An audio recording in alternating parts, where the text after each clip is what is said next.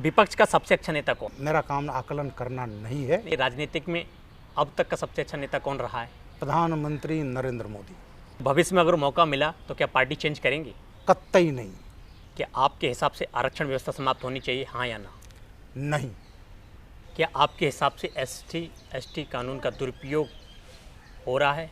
कानून का हर जगह उसका दुरुपयोग होता है। मर्डर में एक आदमी करता है, 4 आदमी लिखाए जाते। नमस्कार, मैं आपके साथ कृष्ण प्रताप। आज हमारे साथ मौजूद हैं यूपी के पूर्व डीजीपी और राज्यसभा सांसद ब्रजलाल जी। आपका बहुत बहुत स्वागत है हमसे जुड़ने के लिए, कीमती समय देने के लिए। सबसे पहला सवाल यही है कि बीजेपी का दामन क्यों थामा? किसी अन्य पार्टी का भी दामन थाम सकते थे। 30 नवंबर 2014 को मैं 37.5 बरस की पुलिस सेवा के बाद रिटायर हुआ था। हमें कई प्राइवेट संस्थानों में काफ़ी लुक्रेटिव जॉब का अवसर मिल रहा था, लेकिन मैंने उसको नहीं किया।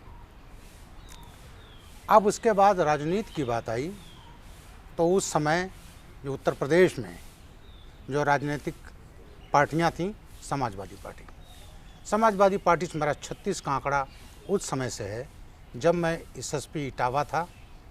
माननीय मुख्यमंत्री मुलायम सिंह जी थे और उनके मुख्यमंत्रित्व काल में उनके मैंने सगे भाई शिवपाल के खिलाफ 9 अप्रैल 90 को मुकदमा कायम किया था। उसके बाद तब से वो परिवार मेरे पीछे पड़ा रहता था और यहाँ तक हुआ अंत में मेरे रिटायरमेंट के पौने 2 साल पहले एक आतंकवादी की स्वाभाविक मौत पर 18 मई 2013 को हत्या का मुकदमा मेरे ऊपर कायम किया, जो योगी सरकार आने के बाद वो ख़त्म हुआ। तो वहाँ जाने का कोई मतलब नहीं था। कई लोग सवाल करते हैं कि मैं अनुसूचित जाति का हूँ। बीएसपी सरकार में 4.5 साल ADG law and order, special DG law and order, STF, ATS इस सब का प्रभारी था। डीजीपी रहा बीएसपी सरकार में, तो मैं बीएसपी में क्यों नहीं गया? देखिए, बीएसपी सरकार में मैं एक पुलिस अधिकारी था और पुलिस अधिकारी के अलावा उस समय मुख्यमंत्री मायावती जी से मेरा कोई राजनैतिक संबंध नहीं थे। वैसे मायावती के आप करीबी बहुत थे, करीबी ये सुना जा रहा है और माना भी जाता है। मैं लॉ एंड ऑर्डर का चीफ था और ब्यूरो वो एक पुलिस अधिकारी था और मुझे इस बात का फ़ख्र है कि 4.5 मेरे कार्यकाल में 5 बरस लॉ एंड ऑर्डर की स्थिति रही, उसमें मेरा योगदान है। लेकिन करीबी का मतलब ये नहीं होता तमाम लोग राजनीतिक रूप से करीबी होते हैं। मैं राजनीतिक रूप से कोई मतलब नहीं था। उस समय टीवी की फुटेज आप देखिएगा तो हमें कभी बहन जी के पीछे आप घूमते हुए नहीं देखेंगे। इसके बाद लेकिन जब राजनीतिक उसकी बात आई तो मैं अच्छी तरह से जानता था कि वहाँ एक व्यक्ति की तानाशाही है और वहाँ पर दलित इंटेलेक्चुअल्स की ज़रूरत नहीं होती। मेरे रिटायरमेंट के पहले एक कर्टसी बस हमने टाइम मांगा कि नहीं, रिटायरमेंट के पहले 11 महीने मेरे रिटायरमेंट थे। मैं डायरेक्टर जनरल सिविल डिफेंस था और मैंने कई बार टाइम मांगा, लेकिन उन्हें मिलने का टाइम नहीं दिया, क्योंकि वहाँ मिलने के लिए भी पैसा देना पड़ता था। ये आरोप जो आप लगा रहे हैं बहुत ही संगीन। बिल्कुल सही है, 200%, 100 नहीं 200%। ऐसी कौन सी वजह थी? ये तो आप उस टाइम भी बोल सकते थे। ये ऐसा है, रिटायरमेंट के बाद ऐसे कौन से हाथ बंधे हुए थे? ऐसा श्रीमान, हम लोग अपनी सेवा शर्तों से बंधे होते हैं। राजनीतिक दबाव रहता माना जा रहा है? नो, राजनीतिक दबाव लोगों को रहता होगा, मेरे ऊपर नहीं रहा। तो इसको कहा जाता है रिस्ट्रिक्शन ऑफ राइट्स एक्ट, हमारे ऊपर लागू होता है। हम सेवा में रहते हुए इस टाइप के राजनीतिक भाषा नहीं बोल सकते, सत्यता जानते हुए नहीं बोल सकते। तो उसके तहत बाधा होने के कारण मुँह नहीं खोला। बहरहाल मैंने ये सोचा कि वहाँ पर बिना पैसा दिए हुए कोई मिल नहीं सकता। जब 1-2 बार हमने समय मांगा, नहीं मिला, तो मैंने कहा जो मुख्यमंत्री जो उनका प्रदेश का डीजीपी रहा हो और लॉ एंड ऑर्डर में मेन भूमिका रही हो, उससे नहीं मिल सकती तो कॉमन आदमी की बात क्या होगी? और यही कारण है आज बीएसपी खात्मे के कगार पर है। तो that was ruled out. Okay, SVN times के सांसद संवाद में अगला सवाल ये है हाँ।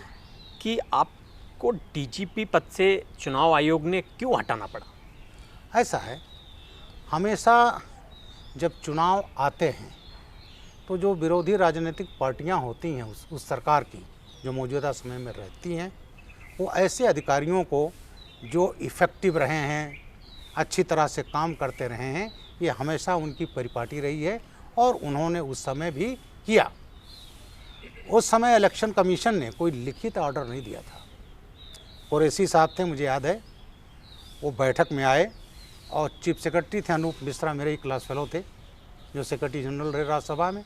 उनको अलग से बुलाकर कहा कि साहब लोग इनको विरोध कर रहे हैं, समाजवादी पार्टी कर रही है, कांग्रेस कर रही है, तो साहब इनको यहाँ से। और उस समय इनफॉर्मल तौर पे ये बात हुई थी और मुझे DGPSC बना दिया गया था। अब आती है राजनीतिक पार्टी ज्वाइन करने का। हमारा कभी झुकान राजनीति की तरफ नहीं रहा। मैं विशुद्ध रूप से एक पुलिस अधिकारी था जो केवल क्राइम, क्रिमिनल ऑपरेशंस इसी में विश्वास करता था। मैं 4 बार प्रेसिडेंट अवार्डी हूँ, जिसमें 2 गैलेंट्री मेडल्स हैं। तो हम तो इसमें कभी ये नहीं था, लेकिन जब रिटायर हुआ तो मुझे कुछ न कुछ सामाजिक काम करना था और इन परिस्थितियों को देखते हुए और केवल थी भारतीय जनता पार्टी, क्योंकि वहाँ अपनी बात हम कह सकते हैं, कोई बात हो हम धड़ल्ले से अपने पार्टी के सामने रख सकते हैं। और तब मैंने ये निर्णय लिया और ठीक रिटायर होने के 1 महीना 22 दिन बाद मैंने भारतीय जनता पार्टी ज्वाइन किया था। लोगों को बड़ा आश्चर्य हुआ था उस समय कि भाई ये तो बसपा सरकार में 4.5 साल ये DG लॉ एंड ऑर्डर रहे, DGP रहे, दलित हैं और साहब बीजेपी में ज्वाइन कर रहे हैं। तो ये लोगों को उस समय भी आश्चर्य लगा था और मैंने वही कहा था कि केवल एक पार्टी है जो देश की बात करती है, राष्ट्रहित की बात करती है, तुष्टीकरण नहीं करती है, और यहाँ मुझे काम करने का मौका मिलेगा। और मैं अपने पार्टी का बड़ा आभारी हूँ कि मुझे मौका दिया। संगठन में काम किया, कार्य समिति के सदस्य, सीनियर पैनलिस्ट के रूप में काम किया और योगी आदित्यनाथ जी ने मुझे ST आयोग का अध्यक्ष बनाया, राज्य मंत्री का दर्जा दिया और अब मैं राज्यसभा का सांसद हूँ। ये तो आपका है। मगर एक सवाल जो निकल के आता है वो ये है कि आपको DGP पद से हटाया गया था, उसके तुरंत बाद अखिलेश की सरकार आई। ऐसी कौन सी वजह रही कि अखिलेश ने आपको DGP पद से बहाल क्यों नहीं किया? ऐसा है, प्रत्येक राजनीतिक पार्टी का अपना अपना नज़रिया होता है। अखिलेश इतना ही नहीं किया, मुझे DGPSC के पद से भी हटा दिया। वो उनकी इटावा पकड़ जो था 1990 का, ये परिवार भूला नहीं। मुझे डायरेक्टर पुलिस एकेडमी भेज दिया मुरादाबाद, जो कि ADG का पद था। इसका मेन कारण कहीं ना कहीं जाति समीकरण के लिए तो नहीं था कहीं कि किसी यादव को बिठाना चाह रहे हो? तो ये भी हो सकता है, हालांकि उस समय यादव नहीं हुए थे, क्योंकि यादव उस सीनियरिटी का था ही नहीं कोई। वो मेरे ही बैचमेट एक KC शर्मा बनाए गए थे। और एक चीज़ और बता दूँ, आप कहते हैं उस समय कांग्रेस की सरकार थी, मैं डायरेक्टर जनरल पुलिस एकेडमी बना मुरादाबाद। भारत सरकार ने लिखा कि मुझे सुरक्षा को खतरा है और उस समय शिंदे साहब गृह मंत्री थे। मुझे डायरेक्टर जनरल सिविल डिफेंस लाया गया 4 महीने बाद सुरक्षा कारणों से। और 3 अक्टूबर 2012 को मुझे, उस समय की UPA सरकार थी, शिंदे साहब गृह मंत्री थे और मुझे उस समय स्पेशल DG CRPF बनाया गया था। उसके बाद DG CRPF मुझे बनना था। ये मेरे ऑर्डर्स आ गए थे और मेरी क्षमता थी। तो भाई ये नहीं कि मैं BSP सरकार में था, मुझे उस समय की UPA सरकार, और मुझे DG CRPF बनना था। मेरे ऑर्डर्स आ गए, लेकिन अखिलेश जी ने मुझे कार्यमुक्त नहीं किया और मैं वहीं एक महत्वहीन पद से 30 नवंबर 2014 को रिटायर हुआ। तो मेरी जहाँ तक पहचान की बात है, भाई शुरुआत नौकरी तो कांग्रेस के शासन होते थे। 91 में पहली बार BJP की सरकार बनी और माननीय कल्याण सिंह जी मुझे पहचाना, मुझे SSP मेरठ लाए, SSP आगरा लाए। BJP से पुराना नाता रहा है? नहीं, पुराना नाता नहीं, BJP से नहीं, कहीं आपकी मेंटेलिटी BJP से मिलती आ रही थी? नो, ऐसा है, मैं विशुद्ध रूप से पुलिस अधिकारी था, मेरा राजनीति से ना कोई मतलब था उस समय। उस समय तो मैं तो राजनीति के बारे में सोचता ही नहीं था। खैर ऐसा कोई नया नहीं है, कोई पूर्व आईपीएस पॉलिटिक्स ना ज्वाइन की, कई आईपीएस हैं जिन्होंने पॉलिटिक्स ज्वाइन की है, चाहे वो किसी भी स्टेट से लिए जाएं। आपका ये कोई नया वो नहीं है। खैर ये आपका अगला सवाल पुलिस से संबंधित है। कई सारे जब आप उत्तर प्रदेश पुलिस के मुखिया थे तब क्या पुलिस के अराजपत्रित कर्मियों पर बॉर्डर स्कीम लागू थी? ऐसा था, ये बड़ा आपने अहम सवाल पूछा। उस समय मैं और होम सेक्रेटरी जाते थे ज़िलों में, तो अधिकारियों ने उसमें शिकायत किया कि साहब ये तमाम हमारे जो नॉन गजेटेड अफसर्स हैं, अधिकारी हैं, सिपाही से लेकर इंस्पेक्टर तक, वो अपने बॉर्डर के ज़िलों में तैनात हैं। 10-10 किलोमीटर पर घर है, मोटरसाइकिल उठाते हैं और भाग जाते हैं। तो साहब इनकी बॉर्डर पर पोस्टिंग, हम जो नौकरी में आए थे तो बॉर्डर पर पोस्टिंग नहीं होती थी। मैंने उस समय डीजीपी को लिखा, डीजीपी ने गवर्नमेंट को लिखा, और गवर्नमेंट ने जब देखा कि साहब इस किस्म का आदेश तो कोई शासनादेश ही नहीं है, तो किसी ने एक फर्जी शासनादेश गृह विभाग का, और मेरे बैचमेट मुमताज़ अहमद थे, वो स्पेशल सेक्रेटरी हुआ करते थे आईपीएस के, फर्जी उनके दस्तखत करके वो पीएस को भेज दिया। और उस फर्जी आदेश पर 15 बरस तक ट्रांसफ़र पोस्टिंग होते रहे, क्योंकि वो शासनादेश था ही नहीं, और इसलिए वो बॉर्डर सिस्टम को लागू किया गया। और अखिलेश ने एक पुलिस वर्ग को लुभाने के लिए कहा कि हम जब आएंगे तो बॉर्डर सिस्टम ख़त्म करेंगे, और उन्होंने आते ही पहला काम किया, ख़त्म कर दिया। उसका खामियाजा वो खुद भुगत गए। पता चला एक जात बिरादरी के लोग पश्चिम में मेरठ मंडल सहारनपुर मंडल पहुँच गए, जो यादव समाज के लोग थे उन्होंने पसंद किया इटावा मैनपुरी सब वहाँ पहुँच गए, और मैनपुरी के उस समय जिलाध्यक्ष ने कहा था इनको हटाइए, ये गदर करेंगे, और अखिलेश सरकार को बॉर्डर सिस्टम खुद लागू करना पड़ा था। ये जो उन्होंने गलती की उसको खुद ही सुधारा, तो ये जो बॉर्डर सिस्टम था इसकी ये पूरी कहानी है। खैर अगला सवाल है कि जब आप वर्तमान पूर्व में डीजीपी थे तब पुलिस बल की आत्महत्याएं बहुत करते थे, उसके लिए आपने क्या कदम उठाए थे? ऐसा तो नहीं था कि पुलिस बल के लोग आत्महत्या करते थे, कई ऐसी नहीं, आज चुटपुट करने देखे, वो पर्सनल कारणों से होता है। जहाँ आप हत्या दया देखेंगे तो तमाम लोग कहते हैं काम के दबाव में, लेकिन जहाँ भी आत्महत्या कोई भी पुलिस का आदमी नहीं, कोई भी अगर सरकारी अधिकारी करता है तो उसके पीछे कहीं ना कहीं बीमारी हो, पर्सनल रीजन हो, पारिवारिक कारण हो, वो उसके मुख्य कारण होते हैं। कार्य के दबाव में प्रशासनिक दबाव हो सकता हो? नो, मैं कतई नहीं मानता। प्रशासनिक दबाव में कोई आत्महत्या नहीं करता, लड़ता है, कोई नहीं करता। भाई मेरे ऊपर इससे बड़ा क्या जब मैंने शिवपाल के खिलाफ मुकदमा कायम किया, क्योंकि थाने में घुस करके उन्होंने हमारे थाना अध्यक्ष को पीटा था और 25 मुलजिम छुड़ा ले गए थे। मेरे डीआईजी पहुंच गए और ये कहा गया उल्टा मुकदमा थाना अध्यक्ष पर कायम करा दिया शाह आलम खान के खिलाफ, और डीआईजी आ गए, वो बड़े खास थे मुलायम सिंह जी के, और उन्होंने कहा थानेदार को ही जेल भेज दिया जाए। मैंने कहा भाई ये क्या बात है, थाना अध्यक्ष ने सही काम किया, थाने पीटा गया है, यार सब ये दिन आ गए कि थाना अध्यक्ष को ही जेल भेज दिया जाए। और मैंने उसका साथ दिया, शिवपाल के खिलाफ मुकदमा कायम कराया और सीआईडी को मुकदमा दिया गया। सीआईडी ने मुलायम सिंह जी के प्रभाव में शिवपाल को तो क्लीन चिट दिया और थाना अध्यक्ष का के खिलाफ 7 केसेज में चार्जशीट लगाई। मेरे खिलाफ बर्खास्त करने का डिपार्टमेंटल एक्शन किया, मुझे बर्खास्त करने का प्रयास किया, नहीं कर पाए। तो ये चीज़ होता दबाव में मैं लड़ा, सीधे मुख्यमंत्री से मेरी लड़ाई थी मुलायम सिंह से और मैं लड़ा। तो इसलिए जो ये कहा जाए कि कोई उसमें प्रेशर में तो उसको मैं नहीं मानता। तो पर्सनल इशू रहता है, पर्सनल इशू कहीं ना कहीं अवसर आता है। खैर अगला सवाल है, क्या आपको लगता है कि आतंक, अपराध, जिहाद, दंगा आदि से निपटने के लिए पुलिस को मिले अधिकार व संसाधन पर्याप्त हैं? मैं अभी भी कुछ कमी समझता हूँ। देखिए संसाधन तो बहुत अच्छे हथियार हैं हमारे पास, AK-47 है, MP5 है, ग्रेनेड लॉन्चर्स हैं, वो सब हैं। दिखाने के लिए है? नहीं दिखाने के लिए नहीं, चलाने के लिए, और चलती हैं। मैंने चलाया है, मैंने खुद चलाया है। मैंने 19 मुठभेड़ों में खुद भाग लिया है। एज ADG प्रेस का नंबर 2 होकर चित्रकूट में मैंने 2009-18 जून को गोली चलाई और घनश्याम केवट को मारा। मैंने खुद गोली चलाई है। संसाधन हैं, लेकिन एक चीज़ था, आतंकवाद जब या कोई बड़ी घटना ऐसी होती है तो जब बड़ी समस्या होती है तो उसके निराकरण के लिए हमारे पास बड़े कानून भी चाहिए।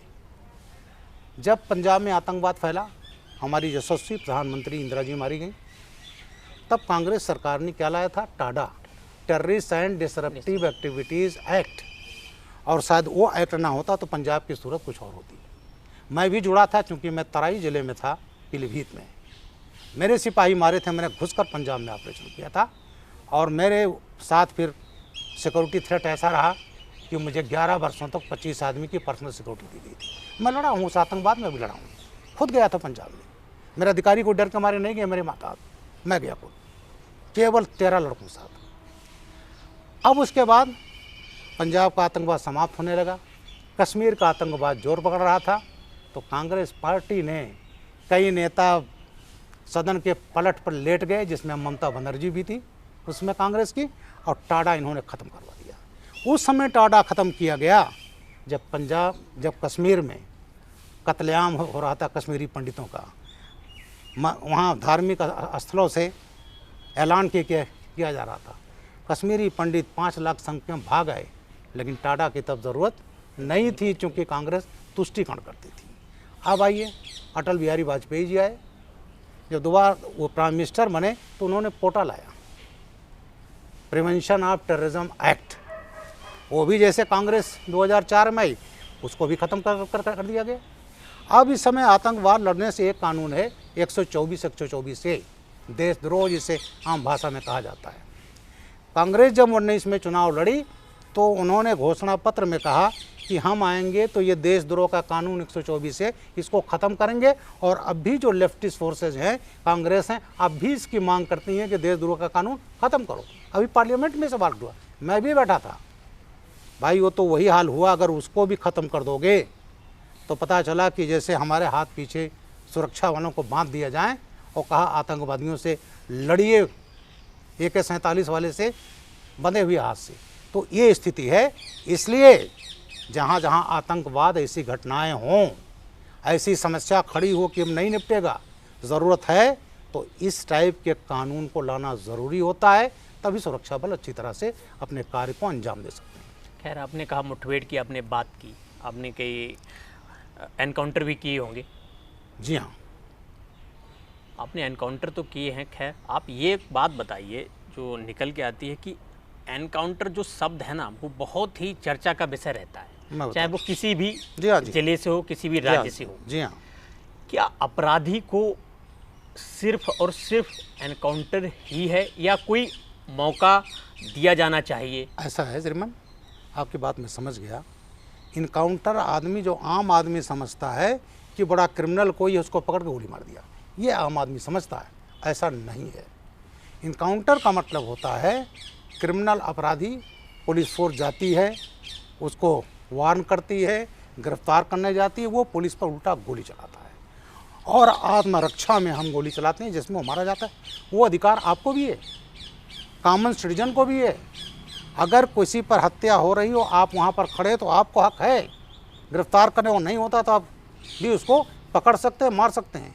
ये अधिकार हमारे कानून ने कॉमन सिटीजन को भी दिया है, और उसी के तहत जब क्रिमिनल पुलिस पर गोली चलाता है तो हम आत्मरक्षा में गोली चलाते हैं।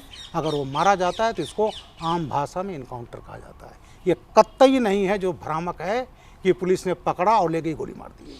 ऐसी घटनाएं हुई हैं, वहाँ पुलिस वाले भुगते भी हैं, सजाएं भी हुई हैं। ये कतई बर्दाश्त नहीं होना चाहिए।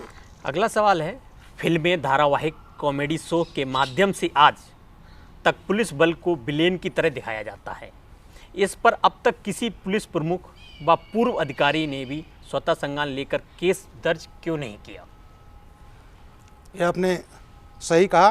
पुलिस को तो पहले एक जोकर के तौर पर भी दिखाया जाता था, एक कॉमेडियन के तौर भी दिखाया जाता है। ये दुर्भाग्यपूर्ण है।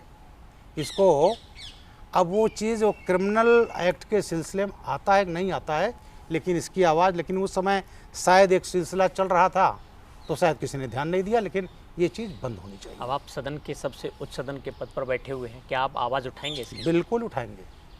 पुलिस को ब्लेम इस तरह से करना, उसका मनोबल तोड़ना होता है। साथ ही साथ देश का मनोबल तोड़ना होता है, क्योंकि पुलिस फोर्स जो है वर्दी में रहती है, वही सरकार की सत्ता की प्रतीक होती है। और वर्दी की खिल्ली उड़ाई जाए, वर्दी पर अटैक हो, वो बहुत ही खतरनाक होता है सोसाइटी समाज के लिए। इसलिए ये चीज़ें, जो ऐसे तथ्य जो पुलिस का मनोबल तोड़े, उसको तो रोकना ही चाहिए। अगला सवाल है, प्रमोशन में जो तेजी तत्परता आईपीएस अधिकारियों के लिए है, वो नीचे अन्य पीपीएस कर्मियों व अराजपत्रित स्टाफ के लिए क्यों नहीं है? बिल्कुल है जनाब, हमारे स्टेट में है। उत्तर आउटबाग स्टेट के बारे में नहीं जानता हूँ। हमारे स्टेट में चाहे आईपीएस हो, चाहे पीपीएस में हो, चाहे थोक में हो, सिपाही से हवलदार, हवलदार से इंस्पेक्टर, इंस्पेक्टर से इंस्पेक्टर, थोक में जैसे उनका टाइम पूरा होता है।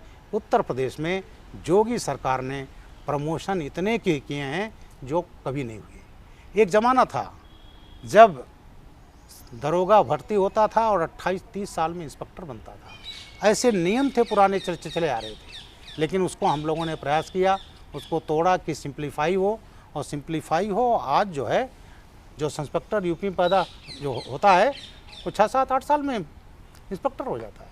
तो उत्तर प्रदेश के बारे में मैं कह सकता हूँ, प्रमोशन में कोई दिक्कत नहीं। जहाँ आईपीएस का प्रमोशन होता है, उसी तरह सिपाही हवलदार से इंस्पेक्टर होता है। दावा कर रहे हैं? जी हाँ, बिल्कुल बिल्कुल 100%। खैर, अपने प्रदेश के बारे में दावा कर सकता हूँ, जिसको मैं चीफ रहा हूँ और उसकी मुझे जानकारी है। अगला सवाल है, आउट ऑफ टर्न प्रमोशन बंद होना आपके हिसाब से उचित है या अनुचित? देखिए, क्यों? आउट ऑफ टर्न प्रमोशन का मैं कमेटी का चेयरमैन था। 4.5 साल मैं ही उसका चेयरमैन था, क्योंकि जो गैलेंट्री मेडल के केसेज आते थे, आउट ऑफ टर्न प्रमोशन के केसेज आते थे, मैं चेयरमैन था। मेरे 4 आईजीज की कमेटी थी, और उसको हम एग्जामिन करते थे और हम डीजी को देते थे। जो नॉन अराजपत्रित अधिकारी का निर्णय डीजी स्तर पर हो जाता था। गैलेंट्री मेडल के केस खैर यूपी सरकार में जाते थे, भारत सरकार में। तो उस कमेटी का चेयरमैन रहा 4.5 साल, और इसमें प्रोत्साहन मिलता था कि किसी ने अच्छा काम किया तो उसको आउट ऑफ टर्न प्रमोट हो गया। लेकिन कुछ सरकारें ऐसी आईं जिन्होंने छोटे मोटे केसेज में, फर्जी केसेज में अपने चहेतों को आउट ऑफ टर्न प्रमोशन दबाव डालकर बनवाया, और उसमें ये जो बंद हुआ आउट ऑफ टर्न, ये न्यायालय का आदेश से बंद हुआ था, किसी डीजी ने बंद नहीं किया था। मैंने जो किया 4.5 साल तक, मैं यहाँ तक करता था, जब मैं निर्णय ले लेता था, उसके बाद उसमें प्रक्रिया में लगता था 10-12 दिन। कहीं इस बीच में कोई कैश ना कर ले तो मैं एसपी फ़ोन करता था, भाई तेरे आपके मैंने फला इंस्पेक्टर को इंस्पेक्टर बना दिया, उसको बोल दो कहीं कोई कैश ना कर ले कि तुम्हारा प्रमोशन करा रहा हूँ।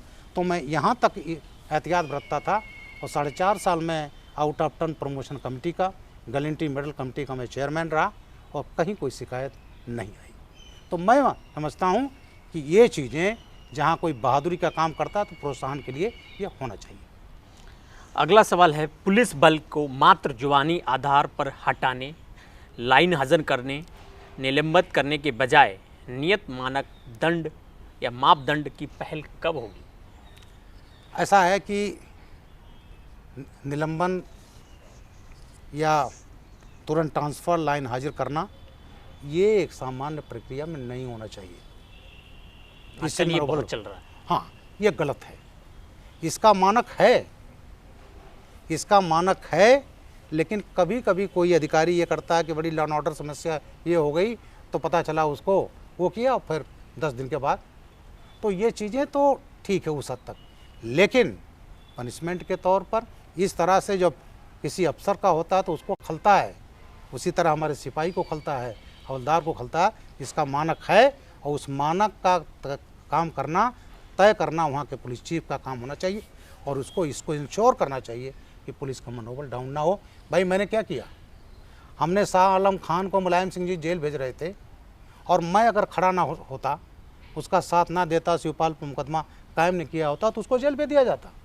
मैंने एक अपने महकमे इज्जत के लिए, अपने एक इंस्पेक्टर को बचाने के लिए दांव पर लगा दिया, जबकि उस समय की सरकार, मुख्यमंत्री, डीजीपी, डीआईजी सब तुले थे कि शाह आलम खां को, क्योंकि माननीय नेताजी चाहते थे, भेज दिया। हमने नहीं होने दिया। मैंने कहा जब तक मैं हूँ तब तक ये नहीं हो पाएगा, और मैं मीडिया का शुक्रगुजार हूँ। मेरा तबादला हुआ, लेकिन वो मामला इतना तूल पकड़ा कि कि चार्जशीट तो चुपके से ज़रूर लगा दिया शाह आलम के खिलाफ, मेरे खिलाफ बर्खास्तगी का डिपार्टमेंटल जरूर चलाया, लेकिन जेल नहीं भेज पाए, मुझे सस्पेंड भी नहीं कर पाए। खैर वो माननीय कल्याण सिंह की सरकार आई, वो सब ताना बाना ख़त्म करके और कोई नुकसान नहीं होने दिया। हमेशा उच्च अधिकारी निचले स्तर के पुलिसकर्मियों को बगैर जांच के ही सस्पेंड कर देते हैं। क्या जांच नहीं होनी चाहिए बाकायदा? क्या इसी तरीके से चलता रहेगा रवैया? बिल्कुल जांच होनी चाहिए, बिना जांच के कोई सस्पेंशन नहीं होना चाहिए। और जांच होता है, लेकिन अगर कोई आदमी तुरंत फुरत ये कर लिया, लेकिन उसमें भी चाहे अगर ज़रूरत है तो तुरंत जांच कराइए, 24 घंटे में कराइए, लेकिन बिना जांच के सस्पेंशन नहीं होना चाहिए। यदि उच्च अधिकारीगण ही अधीनस्थों की समस्या का समाधान कर दें तो पुलिसकर्मी नेताओं, विधायकों, सांसदों के यहाँ चक्कर लगाना स्वतः बंद कर दें। बिल्कुल बिल्कुल आपने सही कहा। मैंने जब भी रहा, कई लोग कहते हैं कि हमारे ऊपर पॉलिटिकल प्रेशर है, मैं इस बात को बहुत बार कह चुका हूँ। जो अधिकारी ये कहे कि मेरे ऊपर दबाव है, दबाव का नहीं काम कर पा रहा हूँ, तो दो कारण होते हैं, या तो वो निष्क्रिय है, निर्णय नहीं ले सकता, नालायक सब कहूँगा एक क्रूड भाषा में, या बेईमान है जो अपनी कुर्सी बचाने के लिए राजनीतिक दबाव में निर्णय ले रहा है और कहने के लिए मेरे ऊपर राजनीतिक दबाव है। भाई मेरे ऊपर भी राजनीतिक दबाव था, मैंने तो राजनीतिक दबाव कभी नहीं माना। तो इसलिए राजनीतिक दबाव ये पर्सन टू पर्सन डिपेंड करता है। मेरे ऊपर तो कभी राजनीतिक दबाव नहीं पड़ा, क्योंकि मेरी कार्यशैली से लोग समझ गए थे कि मैं राजनीतिक दबाव नहीं मानूंगा। मैंने हमेशा ये किया, जब मैं डीजीपी हुआ तो मैंने लिखित में पुलिस चार्टर लागू किया था, पब्लिक चार्टर लागू किया था। पुलिस चार्टर का मतलब था हमारे जो नॉन गस्टेड अफसर हैं, हमारे सिपाही हवलदार, हमारा सबसे कनिष्ठ फॉलोअर है, उनकी समस्या का निदान किया जाए। जैसे क्या होता है, जीपीएफ से पैसा लेना है, उसके यहाँ शादी, उस सिपाही का पैसा है, हवलदार का पैसा है। थाने से गया, डिप्टी एसपी आके चला गया पड़ा, वो बेचारा जा करके जब तक उनसे मुंशी को चाय नहीं पिलाएगा तब तक उसके कागज ऊपर नहीं जाएंगे। उसके बाद एडिशनल एसपी के पास चला गया, एसपी के पास चला गया, पुलिस ऑफिस में चला, तब तक पता चला उसकी शादी नज़दीक हो गया, उसको पैसा नहीं मिल पाया। मैंने कहा था कि अगर उसको पैसे की ज़रूरत है, उसका जीपीएफ का पैसा है, थाने सीधे पुलिस ऑफिस में आएगा। और मैंने ये किया था, पुलिस ऑफिस में रिसीव होते ही 10 दिन में उसका चेक उसके खाते में चला जाएगा। मैंने इंश्योर किया। आर्डर तो बहुत होते हैं, मेन चीज़ उसका पालन कराना। इसी तरह से हमारे पुलिस जनों की तमाम समस्याएं, छुट्टी के बारे में चक्कर लगा रहा है। मैंने कहा जब आएगा तो जो सैंक्शनिंग अथॉरिटी है वो 24 घंटे में निर्णय ले ले कि उसको जो है। तो इस तरह से मैंने आपकी जो कहा उसकी भावना को देखते हुए मैंने पहला ऑर्डर किया था पुलिस चार्टर। मेरा परिवार पहले ठीक रहे, मेरा परिवार संतुष्ट है, तभी वो अच्छी तरह से आगे काम कर सकता है, और मुझे इस बात का फक्र मैंने लागू किया। क्या उच्च अधिकारी जनता के लिए मजबूर कर देते हैं कि वो नेताओं के पास जाएं? ये एक रवैया चल गया है कि नेताओं के पास जाएं, फिर नेताजी फ़ोन करें अधिकारी के लिए तभी काम हो। क्या डायरेक्ट और वो अधिकारियों से उनका कनेक्शन हो जाता है तो वहीं से हल क्यों ना निकल जाए, क्यों वो नेताजी के पास जाएं? बिल्कुल सही बात है, मैंने यही किया है। और इसके लिए हमारे यहाँ एक मैकेनिज्म है। फ्राइडे को जो एसपी जाता था परेड पर, तो वहाँ ये होता भाई जिसकी ग्रामांश जो आए, हम लोग मौका देते थे, दरबार करते थे उसको, दरबार हर महीने होता था। ये मैकेनिज्म था कि हम अपने मातहत की समस्या और ये निर्णय होना चाहिए। लेकिन अगर कोई ऐसा अधिकारी है जो नहीं सुनता है, बाध्य होकर तभी पॉलिटिकल आदमी के पास जाता है, और जब ऊपर से जूता पड़ता है तो कर देता है। इसलिए ये रवैया ख़त्म होना चाहिए। नहीं, ये ख़त्म बिल्कुल होना चाहिए। और ये इसके लिए कोई शासनादेश की ज़रूरत नहीं है। शासनादेश कर सकते हैं ये नहीं, स्वयं करना चाहिए, और हमने तो किया है और उसका खामियाजा भी भुगता हूँ। लेकिन मुझे फ़क्र है कि मैंने ज़िंदगी भर खामियाजा भुगता।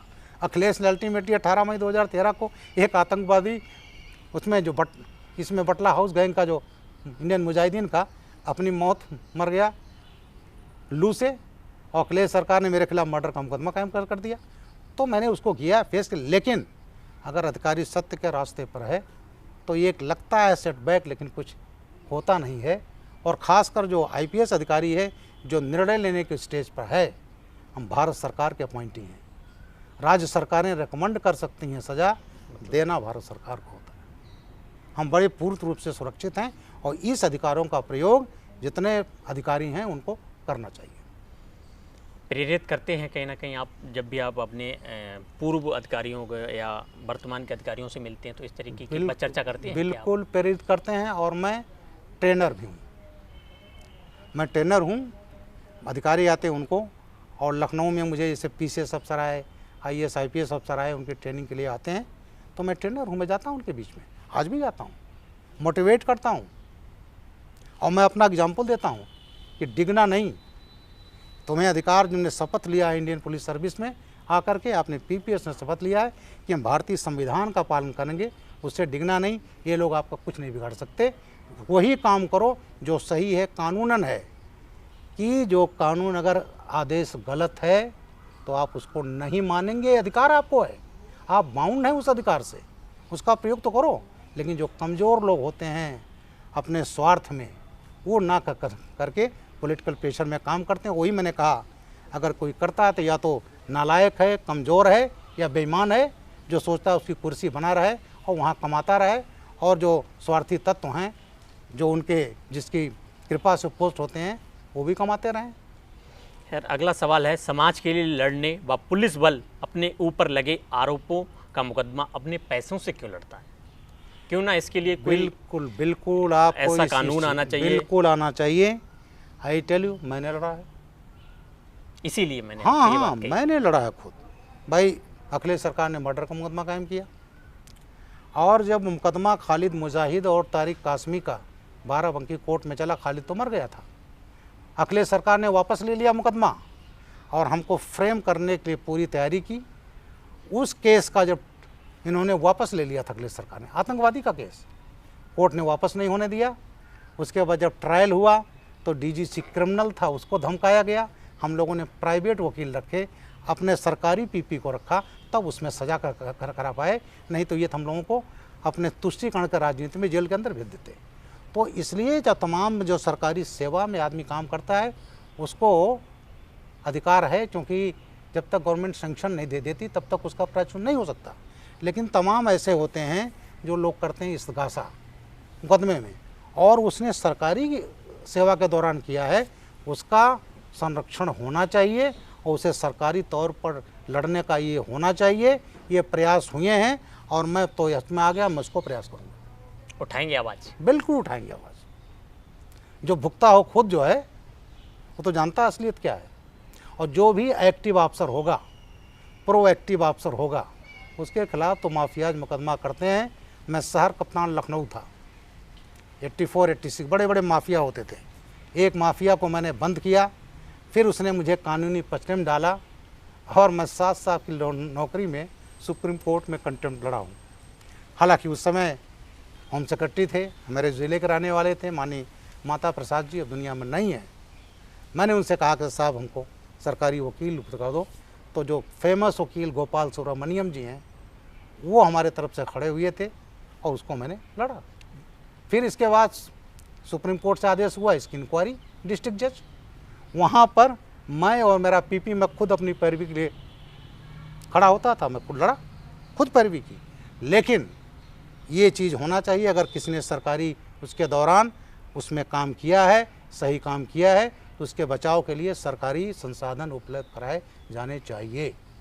आप बार बार अखिलेश जी का और बाराबंकी का जिक्र करते हैं, ऐसी कौन सी वजह रही थी आपकी ही पुलिस ने आपको ही अरेस्ट करने को मजबूर हो गई थी? ऐसा हुआ जब ये कायम हुआ 18 मई 2013 को, मुझे याद, मैं राजमोहन कॉलोनी में रहता था। मेरा एक अधिकारी चुपके से आया, उन्होंने कहा साहब बड़ा प्रेशर है और आप यहाँ से निकल जाएं, आपको गिरफ्तार कर लेंगे। मतलब आपके लिए एक बार हाँ, अपनी एक संवेदना के लिए एक संवेदना, ये बिल्कुल बात कही थी। बात कही। मैंने कहा भाई अब नौकरी के पौने 2 साल बचे, अब राष्ट्रहित करने में, काम करने में अगर जेल जाना पड़े तो मैं जेल जाऊंगा। और ऐसे कमज़ोर अफसर थे, उनका नाम लेना उचित नहीं समझता हूँ। तमाम इनके जो नेता थे उनका ये था ब्रजलाल को अगर जेल भेज दिया जाए तो 2014 पार्लियामेंट इलेक्शन में माइनॉरिटी का पूरा मिल जाएगा। और उन कमज़ोर अफसरों ने, जो गुलाम थे, जो कानून नहीं देखते थे, गुलामी की तरह से आदेश का, जैसा राजा का आदेश का पालन होता था, गलत या सही हो, हमारे खिलाफ, केवल मेरे खिलाफ नहीं, मेरे 42 पुलिस जनों के खिलाफ कायम हुआ था, जिसमें रिटायर्ड डीजी विक्रम सिंह साहब भी थे, मैं तो सर्विंग था। तो ये चीज़ें, ऐसे गुलाम लोग हैं और ये चीज़ें वो वर्दी पहनने के काबिल नहीं होते। दुर्भाग्य है कि ऐसे लोग सेवा में रहे और प्रमोशन पाकर रिटायर भी हो गए। हालांकि मेरा कुछ कर नहीं पाए क्योंकि मैं सत्य का रास्ते था। इससे पिछले सालों में पुलिस बल का एक लीगल सेल क्यों नहीं, जब इनसे दिन रात लीगल और लीगल के सवाल किए जाते हैं? क्या इसी को सवाल था कि आपने कहा कि मतलब एक पुलिस बल के लिए एक गवर्नमेंट का ऐसा पैसा होना चाहिए, उस हिसाब से मतलब कानून को अपनी लड़ाई लड़नी चाहिए? बिल्कुल। लीगल अनलीगल नहीं, उन्हीं पुलिस बल के लिए ही क्यों बुक किया जाता है? नहीं, ऐसा है, मैंने कह दिया इन जनरल, अगर हम, लेकिन ये चीज़ प्राइमा फेसी हमने सरकारी काम के लिए किया हो, ये नहीं कि हमने हत्या कर दी हो और हम ये कहें कि हम तो नौकरी में थे इसलिए मैंने, आप उसको डिफेंड किया। नो, हमने जो प्राइमा फेसी हमने सही काम की किया है। डिसीजन मेकिंग में अंतर भी हो सकता है, लेकिन सबसे बड़ी होती नीयत क्या थी आपकी।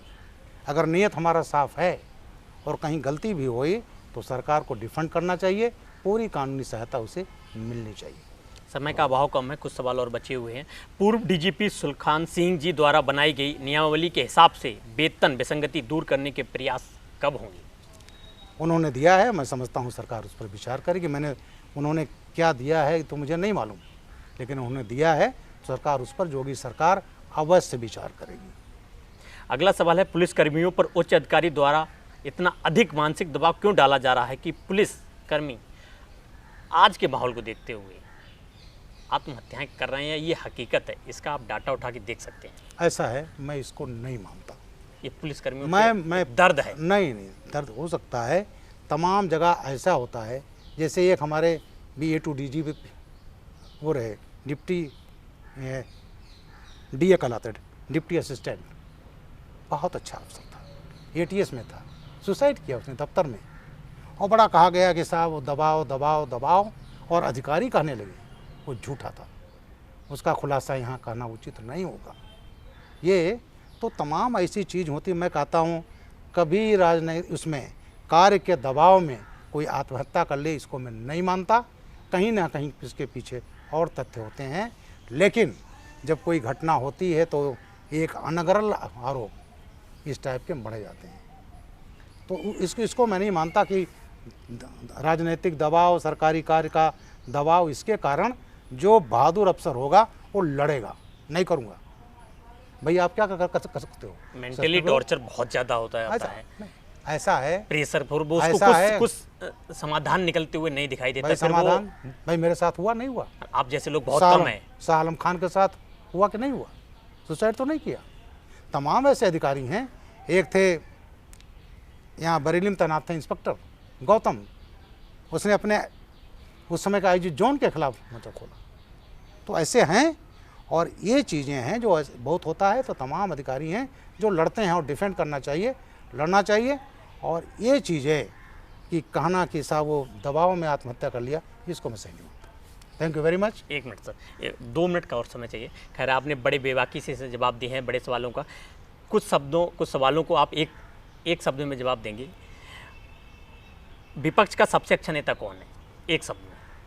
मैं इसको, मेरा काम आकलन करना नहीं है। नहीं, एक माना जाता है। नहीं, इस पर आकलन, मैं अभी संसद में बहुत थोड़े दिन से आया हूँ। 30 नवंबर को शपथ किया है, पहला मेरा वो है, सत्र चल रहा है। चलो अगला सवाल बताइए, राजनीतिक में अब तक का सबसे अच्छा नेता कौन रहा है? प्रधानमंत्री नरेंद्र मोदी। अगला सवाल है, भविष्य में अगर मौका मिला तो क्या पार्टी चेंज करेंगे? कतई नहीं, हम दल बदलू नहीं हैं। पार्टी ने मुझे सम्मान दिया है, और तमाम लोग ऐसे अपने स्वार्थ के लिए, अरे मुझे तो 2017 में टिकट दिया गया था, मैंने कहा मैं चुनाव नहीं लड़ूंगा, और मेरी पार्टी ने मुझे राज्यसभा सांसद बना दिया। तो ये तो कोई सपने भी नहीं सोच सकता, और ना किसी को सोचना चाहिए अपनी पार्टी की निष्ठा के प्रति दगाबाजी करना। राज्यसभा सांसद बनने के बाद और भी कोई इच्छाएं बाकी हैं? राज्यसभा का सांसद हूँ, सेवा का मौका में मिला है, कर रहा हूँ। आगे भी कोई अगर इच्छाएं? पार्लियामेंट में वैसे बड़ी क्या है, सबसे बड़ी पंचायत में पहुँच गया, मुझे अपनी बात करने का मौका है वो कर रहा हूँ। क्या आपके हिसाब से आरक्षण व्यवस्था समाप्त होनी चाहिए, हाँ या ना? नहीं, बिल्कुल नहीं। अगर आपने नहीं बोला तो कम शब्दों में आप बताइए क्यों नहीं? ऐसा है, अभी भी ये समाज बहुत पिछड़ा हुआ है। आज देखिए, अभी सवर्णों को आरक्षण दे दिया गया। क्यों ना सभी दिया ना? वर्गों को बराबर कर दिया जाए। ऐसा है, अगर सबकी शिक्षा उसी स्तर पर हो, उसी सामाजिक परिवेश में हो, एक ही स्कूल में पढ़ें, मजदूर का बच्चा, गरीब का बच्चा, धनाढ़ का बच्चा, कोई रिजर्वेशन की जरूरत नहीं होगी। लेकिन ये स्टेज तो लाया जाए पहले। एक आदमी, मैं अपना एग्जाम्पल, हालांकि मैं टॉपर था, मैं तो पेड़ के नीचे पर पढ़ा हूँ। जब मैं डीजी हुआ तो लोगों ने समझा किसी कॉन्वेंट में पढ़ाऊँगा, तो पूछा तो मैंने कहा मैं तो आम और महुआ पेड़ के नीचे पढ़ा हूँ। माँ बाप मेरे गरीब। 10वीं क्लास तक मैं नंगे पाँव 12 किलोमीटर आना, 24 किलोमीटर पैदल चलता, नंगे पाँव। हाई स्कूल में मेरी यूपी में 43rd रैंक आई। मुझे नेशनल स्कॉलरशिप मिल गया। अगर 60 रुपये इस कारण सन 70 में नहीं मिला होता तो शायद मैं भी गाँव में कोई छोटी मोटी नौकरी कर रहा होता। जब मैंने हाई स्कूल पास किया तब हवाई चप्पल ख़रीदा था 70 में। 72 में इंटरमीडिएट किया, मेरी यूपी में 10वीं रैंक थी। मैं IAS IPS जानता नहीं था। मेरे गुरु थे सरजीत सिंह जी। उन्होंने कहा बेटा तुम इलाहाबाद चले जाओ। और मैंने कहा मैं तो गोरखपुर नहीं देखा हूँ। कर किसी तरह से इलाहाबाद पहुँचा। 74 में BSc किया, मेरी 6वीं रैंक थी, फिजिक्स केमिस्ट्री मैथमेटिक्स। उसके बाद मैंने देखा लोग IAS IPS बन जाते हैं। तो मैं हमेशा कहता हूँ, टारगेट सेट करता हूँ तो मैं अचीव करता हूँ। मैं घर आया, मैंने कहा जा रहा हूँ, जब तक कुछ नहीं कर लूँगा घर नहीं आऊँगा। मैंने MSc मैथमेटिक्स लिया। 76 में एग्ज़ाम दिया MSc का। 76 में इंडियन फॉरेस्ट सर्विस बैठा। 76 में Indian police service, civil service बैठा। फर्स्ट क्लास MSc भी रहा। IFS में सिलेक्ट हुआ ठीक 22 साल की उम्र में। 4 महीने इंडियन फॉरेस्ट सर्विस में देहरादून रहा। उसके बाद पुलिस सर्विस 37.5 साल। तो इसलिए ये चीज़ मैंने संघर्ष किया है। तमाम लोग ये संघर्ष नहीं कर सकते। आज ये समाज आज भी पिछड़ा है और इसलिए पिछड़ों को दिया गया है, दलितों को दिया गया है, 10% सवर्णों को। लेकिन अगर इसको करना है तो उस सामाजिक परिवेश को देखना होगा। शिक्षा, एक का बच्चा कॉन्वेंट में पढ़ रहा है, एक का बच्चा मजदूर का बच्चा गांव के जहां मिड डे मील खा करके वो कर रहा है, जहां उसके पास बिजली नहीं है, पढ़ने का साधन नहीं है। तो रिजर्वेशन तो ज़रूरी है, तभी एक समतामूलक समाज की स्थापना हो सकती है। क्या आपके हिसाब से ST कानून का दुरुपयोग हो रहा है? बिल्कुल नहीं। मैं रहा, कानून का हर जगह उसका दुरुपयोग होता है। मर्डर में एक आदमी करता, 4 आदमी लिखाए जाते। मानते हैं? हाँ, यस, मानता हूँ। और ऐसे केसेस को मैंने ख़त्म किए हैं, एक्सपंज किए हैं। इसी तरह से ST एक्ट में भी दलित कम, उनके हैंडलर जो होते हैं वो ज़्यादा रिस्पॉन्सिबल होते हैं। मैं चेयरमैन था तो मैंने करीब 10-12% केसेस झूठे पाए और इसीलिए ST एक्ट में सेफ गार्ड के लिए इन्वेस्टिगेशन डिप्टी SP करता है। इसका उचित उपाय क्या है? उचित उपाय यह है, क्या इसी तरीके से चलता रहेगा? नहीं, मैंने कहा नहीं, IPC में दुरुपयोग हो रहा है, हर उसमें उपयोग हो रहा है। मारपीट होती है, आदमी वकील के पास जाता है। मारपीट में और लूट में क्या फ़र्क है? आपने कहा इन्होंने मुझसे मारपीट किया और जो दिन मेरी चेन खींच लिया तो हो गया, लूट हो गया। 5 लोग आपसे मारपीट किए, आपने लिखा दिया, मेरी घड़ी छीन लिया तो डकैती हो गया। ये हो रहा है। लेकिन ये पुलिस का काम होता है फेयर इन्वेस्टिगेशन, और हो रहा है कि उसको धाराओं को निकाल दिया जाता है, जो सही है उसी में कार्रवाई होती है। ये हर उसमें हो रहा है। ST एक्ट पर्टिकुलर नहीं है, दहेज एक्ट में होता है, पूरे परिवार को नामजद किया जाता है। लेकिन ये पुलिस का काम है कि वो फेयर इन्वेस्टिगेशन करके जो सही चीज़ है उसको करे। इसके लिए अलग किसी चीज़ की ज़रूरत नहीं। आपके हिसाब से आप दोनों गद्दियों पे बैठे हैं, पॉलिटिक्स हो चाहे पुलिसिंग हो, बेस्ट कौन सी है? बेस्ट गद्दी कौन सी है, पॉलिटिक्स हो या पुलिसिंग? दोनों है। यहाँ भी सेवा का मौका है और पुलिस सेवा। मैंने एक बार कहा था, कई लोग जब 22 साल में सेलेक्ट हुआ तो लोगों ने कहा कि साहब IAS में बैठ लो। हमने कहा नहीं, IPS ऐसी नौकरी है जो मैं त्वरित, एक पुलिस अधिकारी किसी पीड़ित को, चाहे गरीब हो चाहे धनी कोई हो, वो दे सकता, वो कोई नहीं दे सकता। मेरे ट्रेनिंग में मेरे गुरु थे राजदेव सिंह, जो हमारे डायरेक्टर थे पुलिस अकेडमी, 1948 बैच के IPS ऑफिसर। वहाँ बड़ी बहस होती थी कि साहब IAS को मौका है, ये अनुदान है, ये उसको लाइसेंस देने का। हमारे पास तो कुछ नहीं है। उन्होंने जानते हो क्या कहा था? आपका अधिकार है अभयदान। कोई पीड़ित है, धनी मानी व्यक्ति है, एक्सटॉर्शन काल आ गया, पूरे परिवार को नींद नहीं आती, पुलिस अफसर ही ऐसा होता है जो इमीडिएट रिलीफ दे सकता है। और इसीलिए मैंने इस सेवा को चुना। और मैंने एक बार कहा था इसे थोड़ा भावुक होकर के हमारी मैथोलॉजी में पुनर्जन्म होता है, पुनर्जन्म का कॉन्सेप्ट है। अगर पुनर्जन्म हो तो बृजलाल दोबारा पुलिस अफसर होना चाहेगा। बड़ा बेबाकी से आपने सवालों के जवाब दिए हैं। कुछ ऐसे सवाल थे जिनको क्या आप सदन में रखेंगे? बिल्कुल रख रहा हूँ, रखा है, SC ST मान में रखा है। अब तो आगे भी मौका मिला तो रखेंगे? मौका है, मुझे मौका ही मौका है, रखूँगा, बिल्कुल रखूँगा, बेबाकी से। ये थे हमारे साथ राज्यसभा सांसद बृजलाल जी। हमसे जुड़ने के लिए इन्होंने कीमती समय निकाला। जुड़े रहिए मेरे साथ, मैं आपके साथ कृष्ण प्रताप। धन्यवाद।